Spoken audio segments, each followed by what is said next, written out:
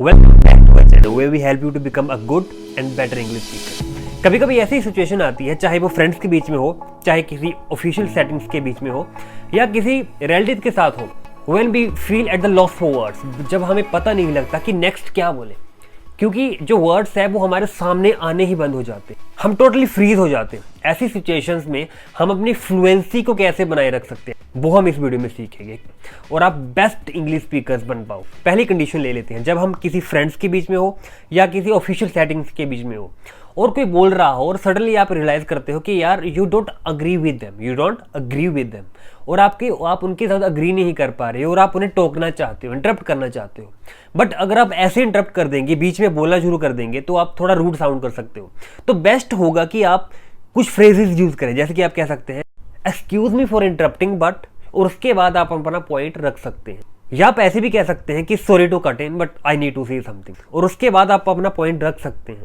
और next situation आ जाती है जब किसी ने कुछ कहा हो और आपको समझ नहीं आया या आपको वो सुनाई नहीं दिया, तो आप कैसे कह सकते हैं? आप कह सकते हैं I am sorry I didn't catch that. जब आपको कुछ सुना नहीं हो या आपने कुछ अंडरस्टैंड नहीं किया हो, तो आप कह सकते हैं I am sorry but I didn't catch that. या आप सिंपली आप उन्हें रिपीट करने के लिए भी कह सकते हो, जैसे कि could you please repeat that.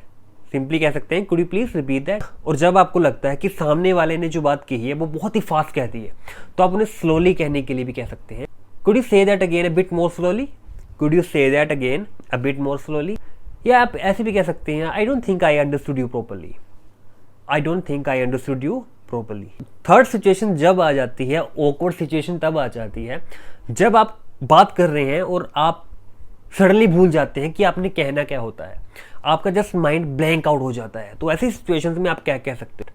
आप कह सकते हैं कि sorry I just blanked out for a moment, sorry I just blanked out for a moment. और कभी कभी ऐसे कुछ वर्ड्स होते हैं जो आपकी जस्ट आप कहना चाहते हो और आपको याद आ रहा है, बट आपको याद नहीं आ रहा है, आपको याद भी आ रहा है बट आप उन्हें याद नहीं कर पा रहे। तो हम इसके लिए कह सकते हैं sorry it's on the tip of my tongue, it's on the tip of my tongue. आप जस्ट कह सकते हैं बट आपको अभी याद नहीं आ रहा है।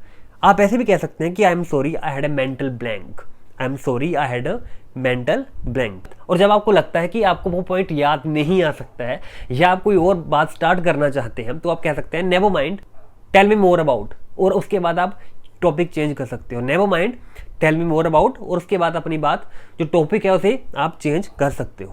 नेक्स्ट सिचुएशन तब आती है जब आपको कोई इनवाइट कर रहा हो और आप उनके इनविटेशन को एक्सेप्ट नहीं कर पा सकते हो, आप उधर नहीं जा सकते हो, तो आप क्या कह सकते हो ताकि सामने वाले को बुरा भी ना लगे और आपकी बात भी बन जाए? Thank you for the invite but I can't make it, I appreciate your offer but I have other plans. और जब आपको सामने वाले की हेल्प चाहिए होती है, तब आप कौन से फ्रेजेस यूज कर सकते हैं?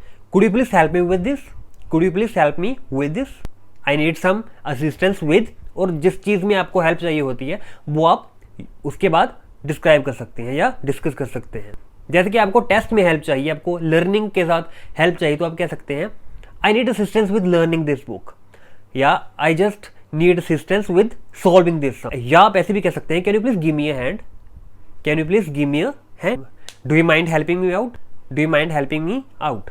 और जब आप अपनी बात को खत्म करना चाहते हैं और उस कॉन्वर्सेशन को आप एंड करना चाहते हैं, तब कौन से बेस्ट तरीके हो सकते हैं कि आप उस कॉन्वर्सेशन को अच्छे से एंड कर पाए? आप ऐसे कह सकते हैं कि I need to go now let's catch up later, I need to go now let's catch up later. या इसका मतलब यह है कि मुझे अब जाने की जरूरत है और हम फिर कभी मिलेंगे।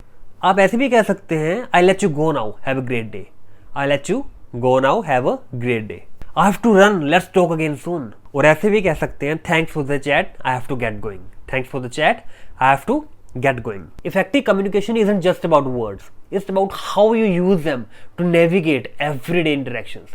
और इन फ्रेजेस को यूज करके आप डेली लाइफ सिचुएशंस को काफी अच्छी तरीके से हैंडल कर सकते हैं और अपनी फ्लुएंसी को भी मेंटेन या बेस्ट बना सकते हैं। और स्ट्रेटजीज के लिए हमारे इंग्लिश स्पीकिंग कोर्स में बने रहिए। You can also go to the previous videos to watch the whole course. Thanks for watching.